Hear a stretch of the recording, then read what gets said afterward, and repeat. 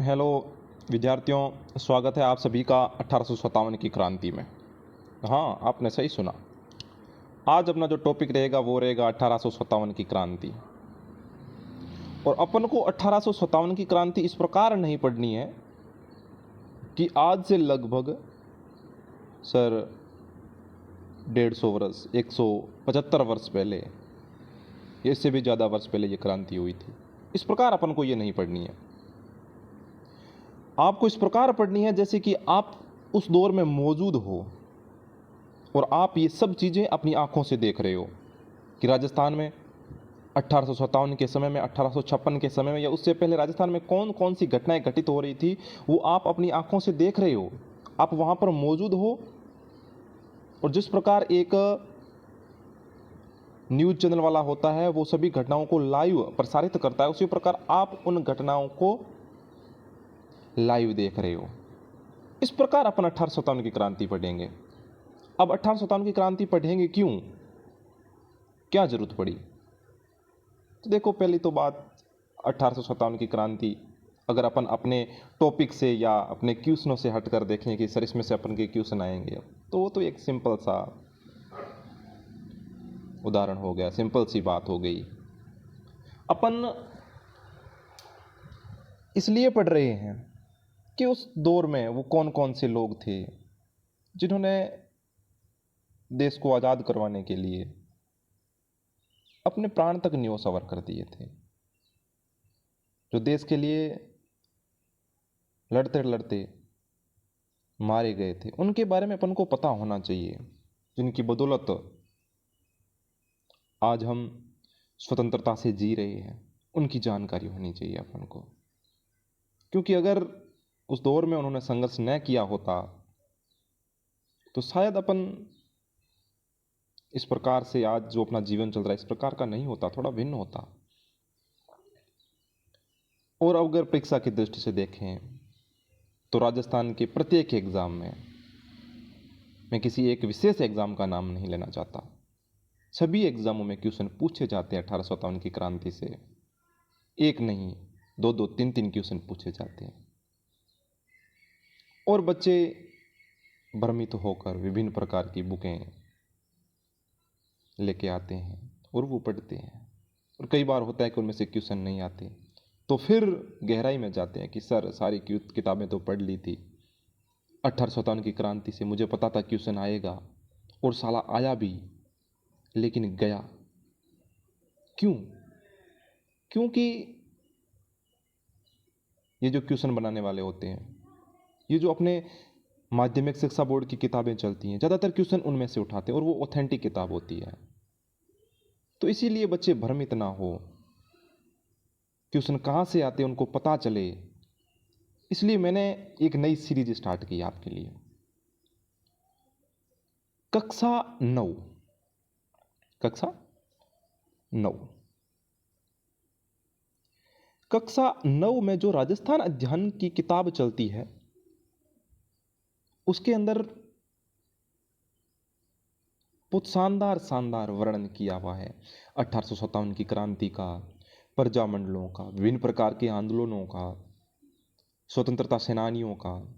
तो मैंने सोचा बच्चों तक ये मटेरियल पहुंचाया जाए ताकि वो भी इनका अध्ययन करके फिर ये उन्हें ना सोचना पड़े कि सर ये क्वेश्चन कहाँ से आए। फिर यही होगा कि क्वेश्चन कहाँ से आएगा, प्रकाश जी की क्लास में से आएगा, Sonu study point YouTube channel से आएगा। चलो शुरू करते हैं बिना समय गंवाए। 1857 की क्रांति।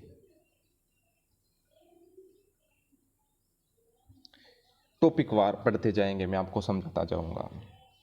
मुगल साम्राज्य के पतन के पश्चात देश में उत्पन्न अराजकता से राजस्थान भी अछूता नहीं रहा था कि जिस प्रकार धीरे धीरे मुगल साम्राज्य का राजस्थान में या देश में पतन होता गया, कमज़ोर से कमज़ोर शासक आते रहे, तो विभिन्न क्षेत्रों में अराजकता पैदा हो गई, समुदायों के बीच में लड़ाई झगड़ा शुरू हो गया।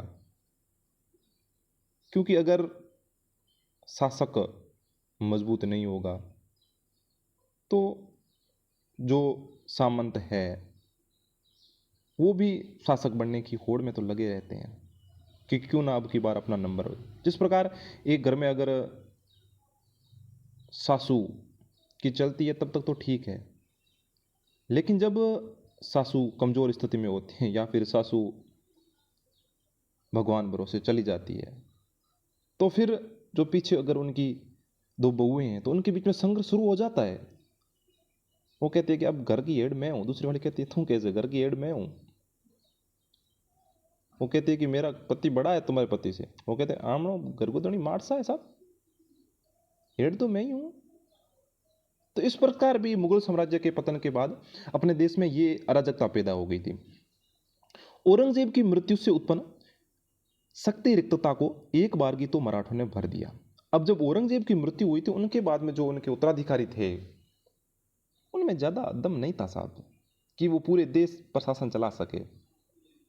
तो मराठे अपनी शक्ति की आजमाइश करने लगे। वो इसी ताक में बैठे थे, इस प्रकार एक कौवा होता है वो ताक में, तो उसी प्रकार मराठे ताक में बैठे थे कब मौका मिले और उत्तरी भारत में घुसे। मराठों ने दक्षिण में प्रभुत्व स्थापित करने के पश्चात मालवा और गुजरात में अपना प्रभाव स्थापित कर लिया था। मराठे तो पहले तो दक्षिण में थे, लेकिन बाद में वो मालवा और गुजरात, मालवा मध्य प्रदेश और गुजरात में भी उन्होंने अपना प्रभाव जमा लिया था। अंततः अब उनके लिए राजस्थान में प्रवेश करना सहज हो गया था। अब वो मालवा में अधिकार कर चुके हैं, गुजरात में मराठे अपना प्रभुत्व स्थापित कर चुके हैं, तो लगभग राजस्थान के दो साइड से तो आ ही चुके हैं। तो अब उनके सामने ये रहा था कि राजस्थान में प्रवेश करो कैसे भी करके। अब देखो क्वेश्चन बन गया कि मई 1711 में प्रथम बार मराठों ने मंदसौर के निकट मेवाड़ी क्षेत्र से धन एकत्रित किया था। अगर प्रश्न पूछे कि मराठे सर्वप्रथम राजस्थान में कहां घुसे थे, किस रियासत में घुसे थे, अगर मेवाड़ नाम आएगा तो आपको नहीं सर मेवाड़ मजबूत रियासत है सर, मराठे नहीं घुस सकते।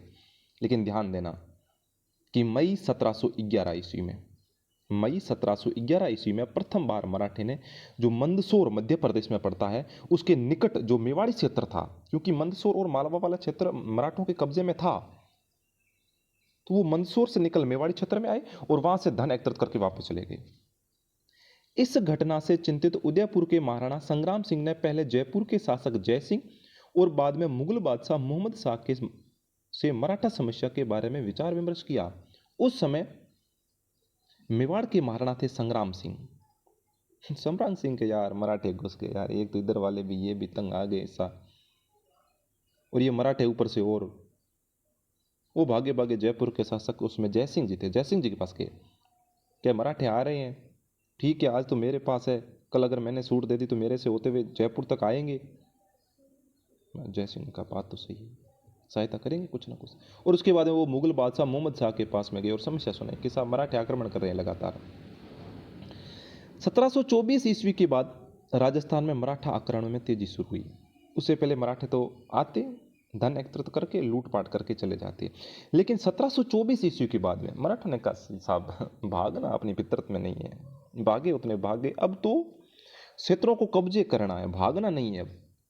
तो 1724 के बाद में राजस्थान में मराठों ने आक्रमण में तेजी दिखलाई। इसी बीच राजस्थान में एक घटना होती है। अप्रैल 1734 ईस्वी में बूंदी के पदच्युत शासक बुद्ध सिंह ने मराठा सहायता प्राप्त कर दलेल सिंह को गद्दी से हटा दिया। बात क्या हुई थी, बात यह थी कि बूंदी के राजा थे बुद्ध सिंह, बूंदी के शासक थे बुद्ध सिंह। अब बूंदी के शासक बुद्ध सिंह की पत्नी का नाम था, वो मैं आपको बता दूं, पत्नी का नाम अमर कंवर था। याद रखना, थोड़ी कहानी टाइप है, पत्नी का नाम अमर कंवर था। अमर कंवर, अमर कंवर के कोई संतान नहीं थी यू, और ये अमर कंवर स्वयं जय सिंह थे आमेर वाले, उन स्वयं जय सिंह की बहन थी। ठीक है, अब अमर कंवर के संतान नहीं थी और बुद्ध सिंह की एक चुंडावत रानी और थी, उनके भी संतान नहीं थी। अब बुद्ध सिंह के सामने साहब समस्या आ गई, बोला नेक्स्ट राजा मैं किसे बनाऊं, मेरे तो कोई संतान ही नहीं है। तो बुद्ध सिंह वहां से स्वयं जय सिंह के पास गए ये समस्या लेकर। स्वयं जय सिंह को कहा स्वयं जय सिंह किसे बनाऊं राजा। तो स्वयं जय सिंह ने बूंदी के अंदर एक क्षेत्र पड़ता है करवड़, वहां का करवड़ का सामंत कह दो दलेल सिंह था, दलेल सिंह। स्वयं जय सिंह ने कहा दलेल सिंह अच्छा आदमी है, दिलेर आदमी है, उसको बना दो, आपका बूंदी के राज्य को वो अच्छी तरह संभाल लेगा। ठीक है, बुद्ध सिंह ने मान लिया, दलेल सिंह को राजा बना दिया। अब हुआ क्या, सवाई जय सिंह ने कहा दलेल सिंह राजा है, मतलब अगर मेरी बेटी की शादी दलेल सिंह से कर दूं तो वो महारानी बनेगी। तो सवाई जय सिंह ने अपनी पुत्री, जिसका नाम था कृष्णा कंवर, नाम याद रखना, कंफ्यूजन नहीं होना चाहिए, जिसका नाम था कृष्णा कंवर, उस कृष्णा कंवर की शादी कर दी वो दलेल सिंह से कर दी। याद रखना, सवाई जय सिंह की बहन अमर कंवर बुद्ध सिंह की पत्नी है और सवाई जय सिंह की बेटी कृष्णा कंवर दलेल सिंह की पत्नी है। अब थोड़े दिनों बाद में क्या हुआ, इस बुद्ध सिंह की किसी एक रानी से संतान हुई जिसका नाम था उमेद सिंह। उमेद सिंह, उमेद सिंह, बुद्ध सिंह की किसी रानी से संतान हुई उमेद सिंह। अब साहब अमर कंवर और कृष्णा कंवर, कृष्णा कंवर की बुआ जी हुई अमर कंवर, क्योंकि पिता की बहन मतलब बुआ। अब कृष्णा कंवर और अमर कंवर के बीच में बढ़नी बंद हो गई। तो अमर कंवर ने कहा साहब राजा दलेल सिंह को हटाओ और राजा उमेद सिंह को बनाओ। बेटा है बुद्ध सिंह का, राजा बनने के योग्य है, उत्तराधिकार नियम के तहत बेटा ही राजा बनता है। आपने कहाँ से दलेल सिंह को उठा के ले आई और अपना राजा बना दिया यार यहाँ का। उमेद सिंह राजा बनेगा साहब।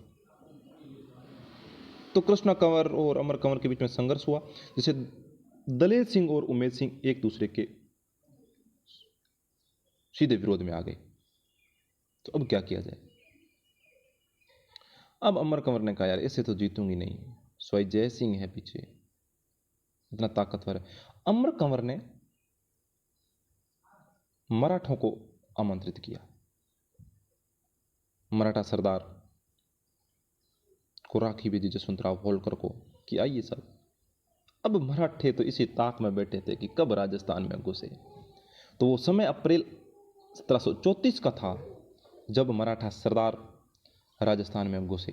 बड़े खुश थे कि साहब बाबा मौका ढूंढ रहे थे, अमर कंवर ने मौका दे दिया। तो ये किसन इंपॉर्टेंट है कि अप्रैल 1734 ईस्वी में बूंदी के पदच्युत शासक बुद्ध सिंह ने मराठा सहायता प्राप्त कर दलेल सिंह को गद्दी से हटा दिया था। राजस्थान के किसी शासक द्वारा आंतरिक संघर्ष में मराठों को आमंत्रित करने का यह प्रथम अवसर था। बाद में तो राजस्थान में मराठों का हस्तक्षेप बढ़ता ही गया था। प्रथम बार अप्रैल 1734 ईस्वी में आए थे। आगे 1735 ईस्वी में मालवा पर अधिकार करने के बाद मराठों को राजस्थान पर आक्रमण करने के लिए एक आसान मार्ग मिल गया था। मैंने आपको क्या कहा था, आप सिलेबस में घुस जाइए साहब। 1857 की क्रांति चल रही है, आप वहाँ पर मौजूद हो, आप मराठों को राजस्थान में आते हुए देख रहे हो, और जब ये अमर कंवर ने मराठों को बुलाया तब आप वहाँ पर थे, आप पास में थे, आप सुन रहे थे। तो 1735 ईस्वी में मालवा पर अधिकार करने के बाद मराठों को राजस्थान पर आक्रमण करने के लिए एक आसान मार्ग मिल गया। राजस्थान में मराठे कोटा, मेवाड़, डूंगरपुर, बांसवाड़ा में घुसपैठ कर वहां से धन पाने के बाद कुछ समय तक संतुष्ट रहे, लेकिन शीघ्र ही वे राजाओं को ही नहीं वरना सेठ साहूकारों को भी लूटने लगे। अब हुआ क्या, मराठे तो अपने मालवा के पास में कोटा है, मेवाड़ है, डूंगरपुर, बांसवाड़ा में घुसपैठ की, वहाँ पर धन लिया। कुछ समय तो का ठीक है यार चलेगा, लेकिन बाद में देखो लालच बुरी बला है। उन्होंने कहा यार राजाओं से तो धन लेते ही हैं, सेठ साहूकारों को भी लूटना शुरू किया। जो भी हाथे लगता बोला रुपये लाओ वरना गया काम से। तो धीरे धीरे उनकी लालचा बढ़ती गई। उन्होंने राजस्थान के नरेशों के आंतरिक मामलों में हस्तक्षेप करना भी प्रारंभ कर दिया। बूंदी, जोधपुर और जयपुर रियासत में उनका प्रवेश इसी बहाने से हुआ। अब पहले तो धन लेते थे, लेकिन बाद में उनके पास शक्ति थी। तो जब अगर किसी के विरोध में कोई राजा बनने के लिए संघर्ष होता तो जो कमजोर होता वो मराठों की सहायता ले लेता, और मराठे तो तैयार बैठे, एक बार बुलाने से तैयार झट देना, क्योंकि वो इसी वेट में थे। नादिर शाह के आक्रमण के समय भी मराठों ने हिंदू धर्म के नाम पर राजस्थान के राजाओं को संगठित करने का प्रयास किया, लेकिन मुगल दरबार में दलबंदी के कारण राजपूत शासक भी परस्पर लड़ने लगे। इस प्रकार केंद्र में उत्पन्न शून्यता की पूर्ति के लिए मराठे राजस्थान में आने लगे। अब कई बार मराठों ने हिंदू धर्म के नाम पर राजस्थान के राजाओं को संगठित करने का प्रयास किया, लेकिन क्या हुआ था, कई राजा मुगल दरबार में मुगलों के पक्ष में थे, कई मुगलों के पक्ष में नहीं थे, तो इनके दो दल हो गए थे, इस कारण एकत्र नहीं हो पाया।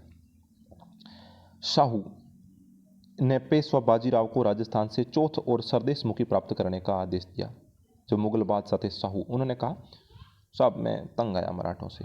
पेशवा बाजीराव जो मराठा सरदार थे उनको कहा कि आप राजस्थान से चौथ वसूल कर सकते हो और सरदेश मुखी प्राप्त करने का आदेश दिया। दो प्रकार के कर थे, चौथ और सरदेश मुखी। 1732 ईस्वी में स्वाई जय सिंह जो मालवा का सूबेदार बना, स्वाई जय सिंह को 1734 ईस्वी में मालवा का सूबेदार बनाया गया था, 1732 में सॉरी, जो मालवा का सूबेदार बना उसे मराठों ने घेर लिया। अब स्वाई जय सिंह को 1732 ईस्वी में मुगल बादशाह के द्वारा मालवा का सूबेदार का आप मालवा की रक्षा करो, लेकिन मालवा की रक्षा कर रहे थे तो ये मराठों ने उन्हें घेर लिया। जय सिंह ने खूब कोशिश की लेकिन वहाँ से भाग नहीं पाए।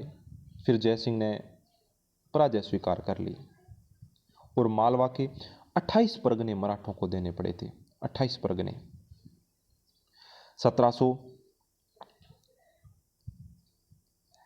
1761 से लेकर 1791 के मध्य राजस्थान में राजपूत शासकों की कमजोर स्थिति के कारण विभिन्न राज्यों पर मराठों का प्रभुत्व हो गया था। 1761 से लेकर 1791 के बीच में राजस्थान में विभिन्न, जोधपुर है, मेवाड़ है, मारवाड़ से हम हो गया, आमेर में कमजोर राजपूत शासक बने। तो सब मराठों को मौका मिल गया और उन्होंने राजस्थान के विभिन्न भागों पर कब्जा कर लिया। राजस्थान में बढ़ते मराठा हस्तक्षेप ने जय सिंह तथा अन्य राजपूत राजाओं की आंखें खोल दी। मराठों से मुक्ति पाने के लिए धन का सहारा लिया गया। अब जय सिंह और विभिन्न राजपूत राजा थे, उनकी आंखें खुल गई कि साहब मराठे किसी को नहीं रहने देंगे। अगर हम संगठित नहीं रहे तो मराठी ना तो मारवाड़ को रहने देंगे, ना मेवाड़ को रहने देंगे और ना आमेर को रहने देंगे। और उन्होंने कहा मराठों को अगर भगाना है तो उन्होंने कहा लड़ाई से हम नहीं भगा सकते, लड़ाई में कुशल है ये, युद्ध लड़ने में। धन का सहारा लिया कि साहब धन दीजिए और छुटकारा पाइए। पर जब धन लेने के बाद भी मराठों ने मालवा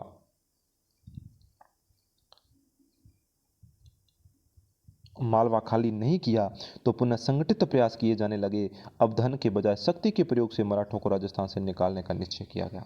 मराठों को धन का आमंत्रण दिया गया, आप जितना धन चाहिए वो बोलिए, हम आपको धन देंगे। लेकिन मराठी अब छोटे मोटे धन के चक्कर में नहीं थे, उन्हें तो पूरा राजस्थान, पूरा मालवा दिख रहा था। वो संपन्न प्रदेश मालवा उस समय का प्रसिद्ध क्षेत्र था, धन धान्य संपन्न था, उसे नहीं छोड़ना चाहते थे वो। तो उन्होंने बहुत प्रयास किए लेकिन फिर भी मालवे नहीं माने, मराठे नहीं माने।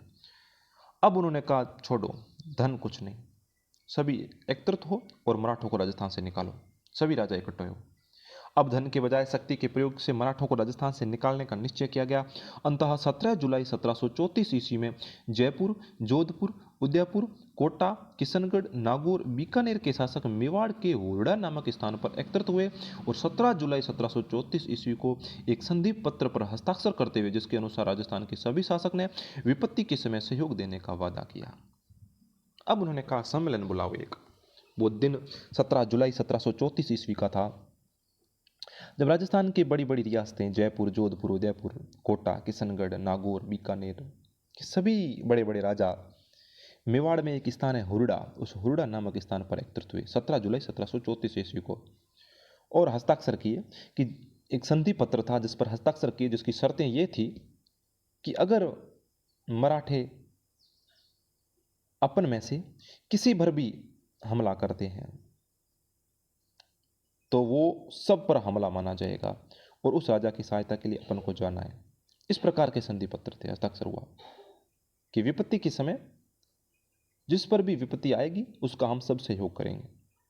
और एक शर्त और रखी गई कि अब वर्षा ऋतु चल रही है, वर्षा ऋतु के बाद में एक स्थान था रामपुरा, कहा कि वर्षा ऋतु के जस्ट बाद में रामपुरा में अपन मराठों से युद्ध लड़ेंगे और मराठों को भगा देंगे साहब।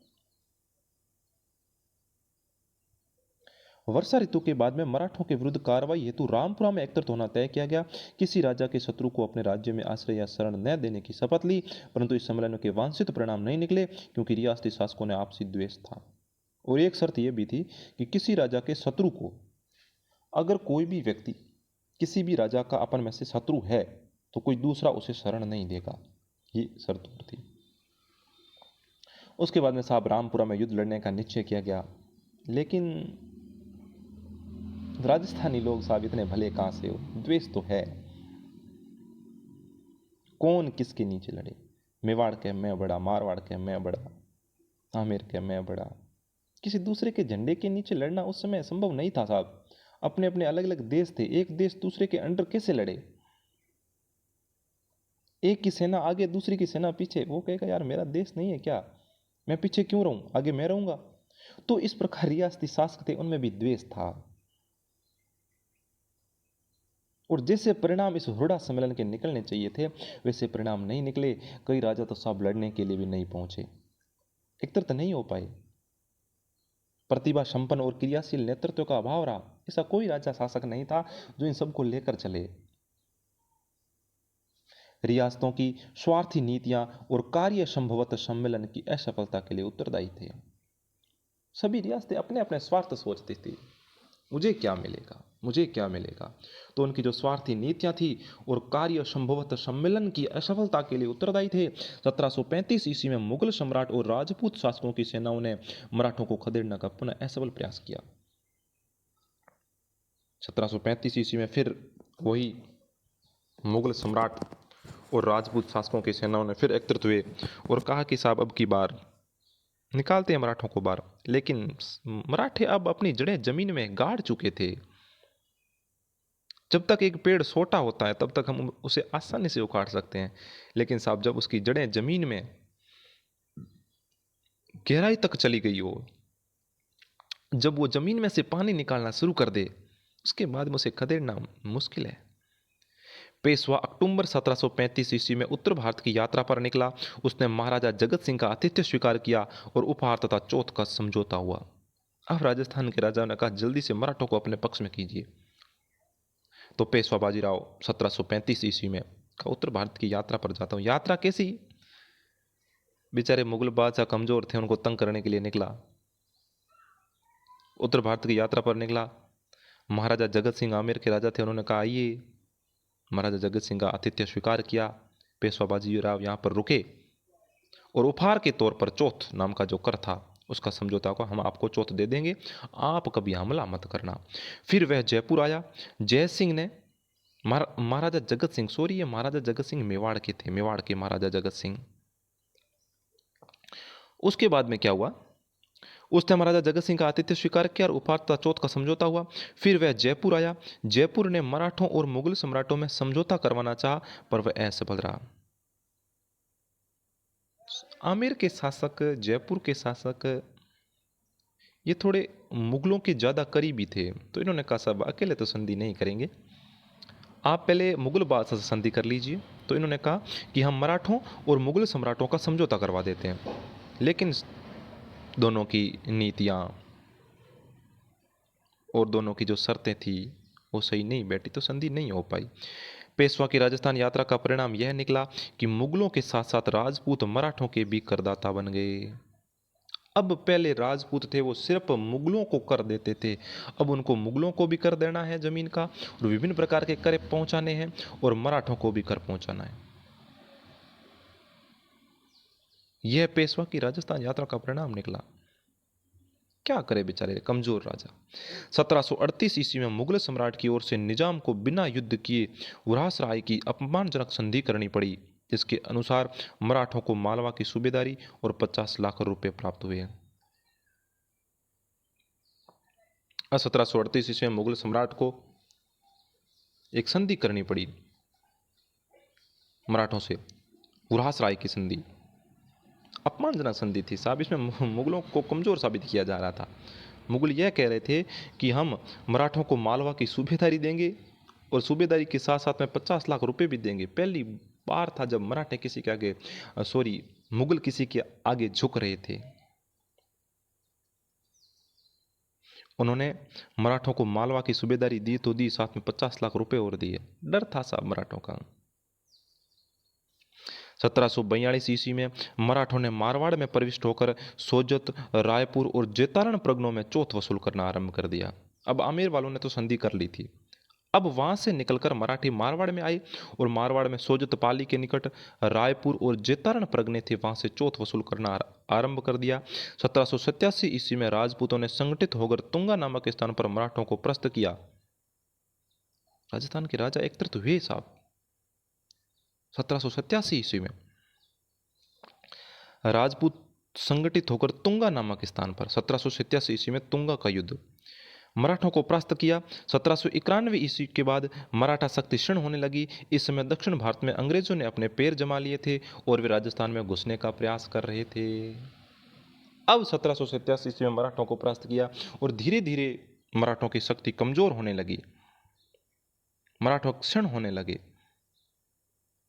और जैसे जैसे मराठे क्षीण होते गए, एक नई विदेशी ताकत भारत में अपने पैर जमा रही थी और राजस्थान तक पहुंच रही थी। अंग्रेजों ने अपने पैर जमा लिए थे और वे अब राजस्थान में घुसने, मराठे तो धीरे धीरे घुस गए थे और मराठों का तो प्रभुत्व समाप्त होने के पास में था, तभी अंग्रेज घुस गए। कितना संघर्ष किया होगा बेचारे राजस्थान के राजाओं ने। मुगलों के करदाता बने, मराठा के बने, उनसे तो निपटे ही नहीं, अंग्रेज और आ गए। मैं प्रणाम करता हूं उनकी सहनशीलता को। राजस्थान के राज्यों में उत्तराधिकार के संघर्ष और सामंती प्रतिस्पर्धा के कारण उनकी राजनीतिक स्थिति कमजोर हो गई थी। अब वो सामंत नहीं रहे, पहले जैसे राजा नहीं रहे। विभिन्न राज्यों में जो राजकुमार थे उनके बीच में उत्तराधिकार के संघर्ष होने लगे नया राजा बनने के लिए, और सामंतों के बीच में प्रतिस्पर्धा आ गई। अगर किसी राजा के संतान नहीं है तो सामंत होड़ में लगे, मतलब किसी प्रकार राजा बनने की और पैसा कमाने की होड़ थी। तो इससे जो राज्यों की स्थिति वो कमजोर हो गई। 1791 ईस्वी में अंबाली इंगले ने मेवाड़ के महाराणों को सहयोग दिया। फलस्वरूप डूंगरपुर, बांसवाड़ा, प्रतापगढ़ आदि क्षेत्रों पर मेवाड़ के महाराणा का अधिकार हो गया। अंबाजी इंगले मराठे थे। 1791 ईस्वी में इन्होंने मेवाड़ को सहयोग दिया और इस सहयोग से मेवाड़ के राजा ने डूंगरपुर, बांसवाड़ा, प्रतापगढ़, वैसे इनकी रियासतें थी गुहिलों की, उस पर अधिकार कर लिया। परंतु रियासती घराने की आपसी वैमनस्य के कारण अंबाजी इंगले पूर्णतः सफलता नहीं पा सके। 1795 ईस्वी में मेवाड़ पर चुंडावतों का अधिकार हो गया। अंततः उनका अन्य शासक समूहों के साथ संघर्ष शुरू हो गया। 1802 ईस्वी में अमीर खां पिंडारी ने नाथ द्वार पर अधिकार कर लिया। भीम सिंह रियासती घरानों के आपसी वैमनस्य को नियंत्रित नहीं कर पाए। 1803 ईस्वी में मेवाड़ के शासक जयपुर नरेश के माध्यम से अंग्रेजों से संधि करने का प्रयास किया, परंतु वे असफल रहे। 1803 ईस्वी में मेवाड़ के शासक थे, वो जयपुर नरेश के पास में गए और कहा कि साहब अंग्रेजों से संधि करा लो, ये मराठे अभी तक नहीं छोड़ रहे हैं साले, परंतु असफल रहे। तो इस प्रकार 1793 ईस्वी से 1813 ईस्वी के मध्य में जोधपुर की अवस्था का मुख्य कारण सामंती प्रतिस्पर्धा, अव्यवस्था का मुख्य कारण सामंती प्रतिस्पर्धा, संकीर्णता एवं उत्तराधिकार का संघर्ष था। दोनों ही पक्ष ने भाड़ेत सैनिकों को ऊंची धनराशि देकर अपनी ओर मिलाने का प्रयास किया। परिणामतः राज्य आर्थिक संकट में गिर गया। जयपुर का नहीं, जोधपुर का ही नहीं, विभिन्न रियासतों में दो गुट बन जाते और वो गुट अपने राज्य के सैनिकों के अलावा बाहर से सैनिक बुलाते, भाड़ेत सैनिक भाड़ा देकर उन सैनिकों को रखते और युद्ध लड़ते। इससे राज्यों की आर्थिक स्थिति बहुत कमजोर हो गई थी। अब राजस्थान के शासकों ने मराठों के बढ़ते आतंक से मुक्ति पाने के लिए मराठों के शत्रु अंग्रेजों से मित्रता करने के प्रयास शुरू कर दिए। अब साहब मराठे छोड़ नहीं रहे थे, तो इन्होंने कहा कि दक्षिण भारत में तो मराठों को भगा दिया अंग्रेजों ने, मतलब अंग्रेज सब कुछ तो ताकतवर है। उन्होंने कहा अंग्रेजों से संधि करो, अंग्रेज घुस रहे थे उसमें राजस्थान में, तो उन्होंने कहा अंग्रेजों से संधि करो, अंग्रेज मराठों को निकाल देंगे। सोचा अंग्रेज भले लोग हैं, निकाल देंगे। सर्वप्रथम जयपुर के महाराजा पृथ्वी सिंह ने 1776 ईस्वी में अपने एक प्रतिनिधि को गवर्नर जनरल के पास भेजा और अंग्रेजों से मैत्री की इच्छा प्रकट की। जयपुर के महाराजा थे पृथ्वी सिंह। उन्होंने 1776 ईस्वी में अपना एक व्यक्ति को अंग्रेज गवर्नर जनरल के पास में भेजा और कहा कि साहब हमसे दोस्ती कर लो। जब जयपुर राज्य को इसके बारे में पता चला जोधपुर राज्य को। तो जोधपुर राज्य ने भी अपना एक असफल प्रयास किया, अंग्रेजों ने संधि नहीं की। 1803 ईस्वी में अपनी नीति में परिवर्तन कर अंग्रेज भी राजपूत राज्यों में संधि करने के इच्छुक हो गए। अब पहले अंग्रेज राजस्थान में इसीलिए नहीं घुस रहे थे कि उन्हें राजस्थान में ज़्यादा बेनिफिट नहीं दिखाई दे रहा था। धोरा वाली धरती, उन्हें पता था संधि कर लेंगे तो क्या होगा राजस्थान में, कुछ नहीं। अपने को अंग्रेज सिर्फ वही क्षेत्र देख रहे थे जहां से उनको कुछ आय हो, आमदनी हो। राजस्थान में कुछ नहीं था क्योंकि धोरा वाली धरती थी, ना तो अच्छी पैदावार ना धन, इसीलिए अंग्रेज पीछे देख रहे थे। लेकिन धीरे धीरे अंग्रेज भी चुप हो गए कि पूरे भारत पर कब्जा हो ही रहा है तो राजस्थान को पीछे क्यों छोड़े। उन्होंने कहा साहब अब हम राजाओं से संधि कर लेंगे। नवंबर 1803 ईस्वी में अंग्रेज सेनापति लॉर्ड लेक ने राजस्थान के उत्तरी पूर्वी सीमा पर स्थित लासवाड़ी के रण क्षेत्र में सिंधिया को निर्णायक रूप से परास्त कर दिया। लॉर्ड लेक और मराठा सरदार सिंधिया के बीच में युद्ध हुआ लासवाड़ी नामक स्थान पर, और इन्होंने मराठों को पराजित कर दिया। मराठों की इस पराजय ने राजपूत शासकों के लिए मराठों की अधीनता से मुक्ति का स्वर्णाक्षर प्रदान किया। अब जब अंग्रेजों ने मराठों को पराजित किया तो राजस्थान के राजाओं को दिखा अपना मसीहा आ गया साहब, अंग्रेज अपने मसीह है, संधि कर लो इनको, मराठों को ये हरा सकते हैं। 1803 ईस्वी की संधि की शर्तें में तय किया गया कि दोनों एक दूसरे के प्रति मैत्रीपूर्ण व्यवहार रखेंगे, कंपनी इन राज्यों में खिराज नहीं लेगी तथा आंतरिक मामलों में भी हस्तक्षेप नहीं करेगी। ध्यान से देखना संधि की शर्तें क्या थी, संधि की शर्तें क्या थी। तो 1803 ईस्वी में संधि की शर्तों में तय किया गया कि दोनों एक दूसरे के प्रति मैत्रीपूर्ण व्यवहार रखेंगे, मतलब अंग्रेज और राजा। कंपनी इन राज्यों से खिराज नहीं लेगी, मतलब कर नहीं लेगी, तथा इनके आंतरिक मामलों में भी हस्तक्षेप नहीं करेगी। आंतरिक मामले मतलब जैसे किसको राजा बनाना है, किसको नहीं बनाना है, कौन से सामंत को कहाँ रखना है, कौन से सामंत को हटाना है, राजा कहाँ शादी करेगा कहाँ नहीं करेगा, ये सभी राजा आंतरिक मामले थे। अंग्रेजों ने कहा साहब नहीं, आंतरिक मामलों में हस्तक्षेप नहीं करेंगे और इन राज्यों की सुरक्षा का दायित्व कंपनी पर होगा, और कहा कि जिन्होंने हमसे संधि कर ली उनकी सुरक्षा हम खुद करेंगे। अंग्रेजों ने यह कहा। अन्य राज्यों से विवाद कंपनी की सहायता से सुलझाए जाएंगे। अब राज्य के आंतरिक मामले हैं उनमें तो अंग्रेजों ने कहा हम हस्तक्षेप नहीं करेंगे, लेकिन अगर दो राज्यों के बीच में विवाद हुआ तो साहब हम हस्तक्षेप करेंगे। क्यों? क्योंकि दोनों राज्यों की सुरक्षा का दायित्व तो हम पर भी है। भरतपुर, अलवर, जयपुर और जोधपुर आदि ने इस संधि पर हस्ताक्षर कर दिए। 1811 ईस्वी में सेंटन के स्थान पर चार्ल्स मैटकॉफ दिल्ली का रेजिडेंट बना। पहले सेंटन थे, उसके बाद में चार्ल्स मैटकॉफ दिल्ली का रेजिडेंट बना। उसने गवर्नर जनरल लॉर्ड मिंटो को सुझाव दिया कि मराठों, अमीर खां और पिंडारियों की विध्वंसकारी कार्रवाइयों को समाप्त करने के लिए ब्रिटिश संरक्षण में राजपूत राज्यों का एक संघ बना लिया जाए।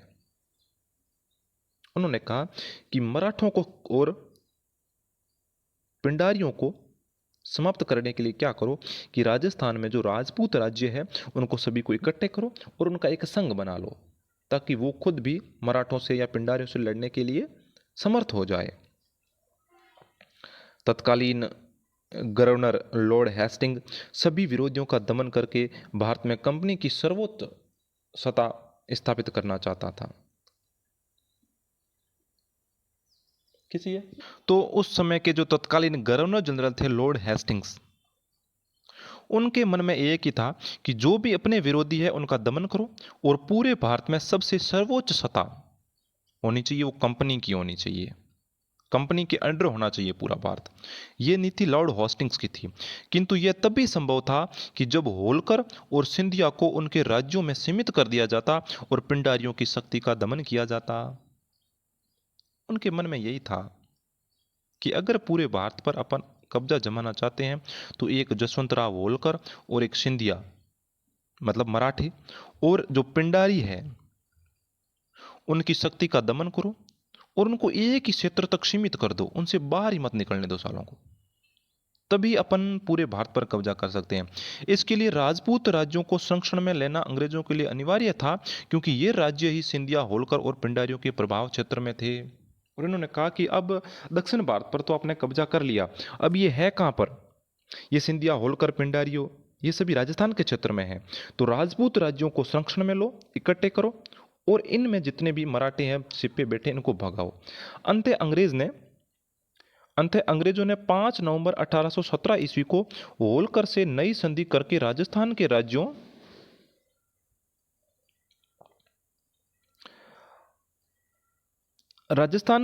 के साथ संधि करने का अधिकार प्राप्त कर लिया। इधर मेटकॉफ का निमंत्रण मिलते ही करौली, कोटा, उदयपुर, बीकानेर, किशनगढ़, जयपुर, जैसलमेर आदि ने कंपनी से संधि कर ली। अब बात यह हुई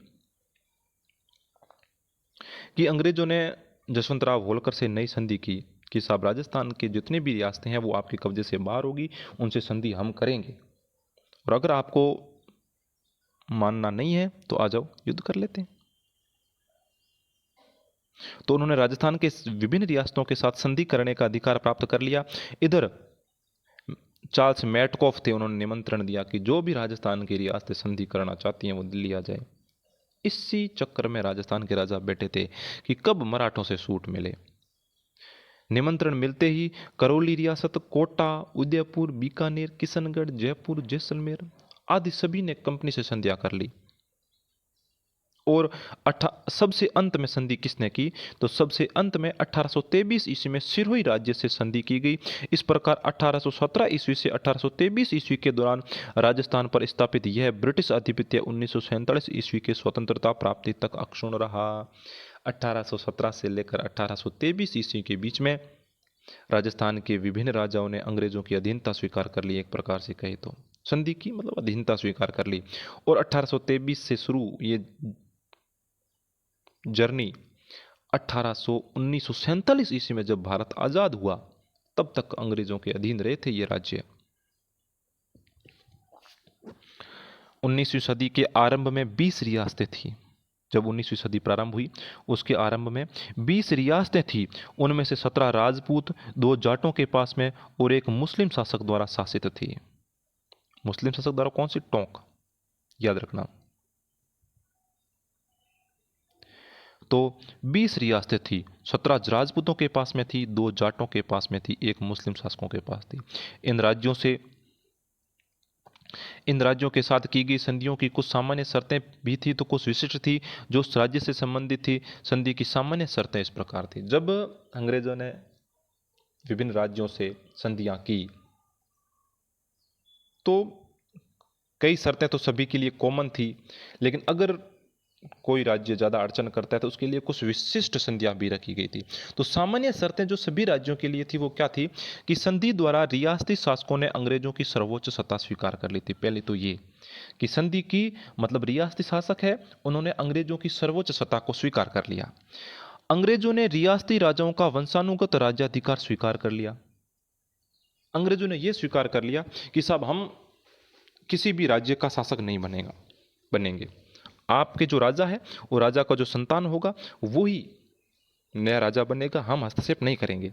अंग्रेजों ने बाहरी आक्रमण से प्रत्येक राज्य को सुरक्षा करने और आंतरिक शांति एवं व्यवस्था बनाए रखने में सहायता का आश्वासन दिया।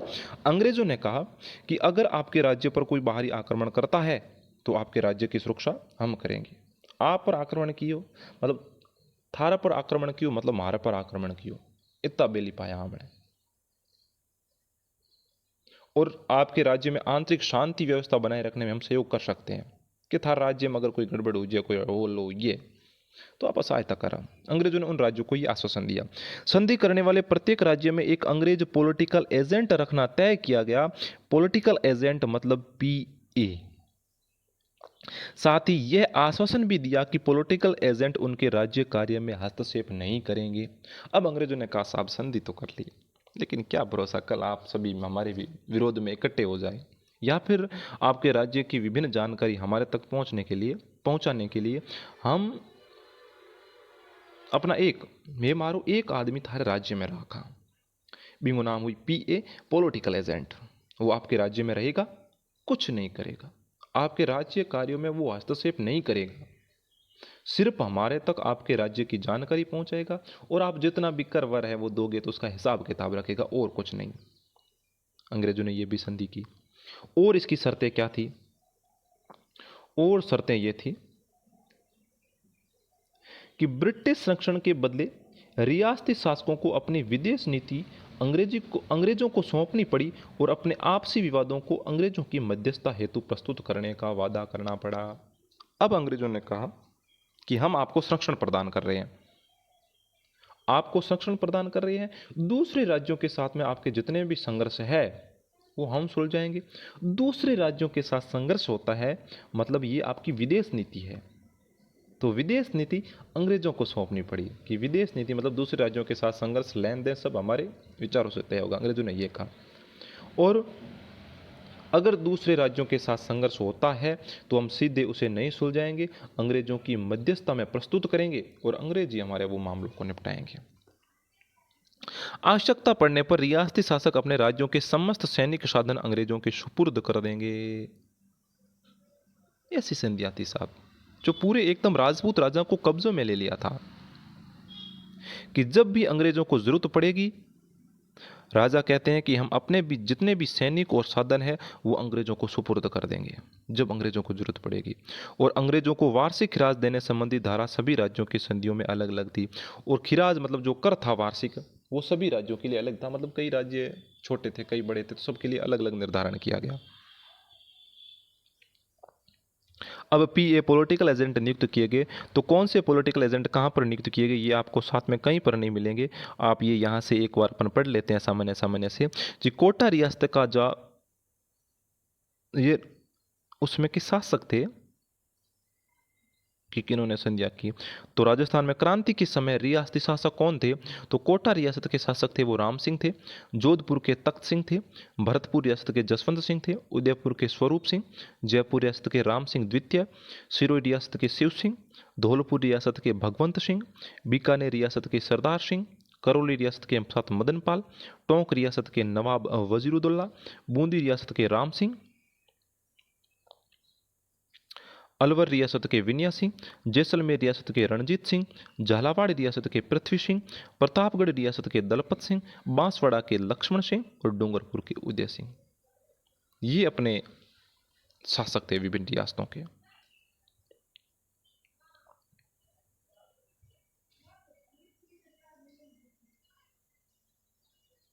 तो इस प्रकार ये विभिन्न प्रकार की संधियां थी।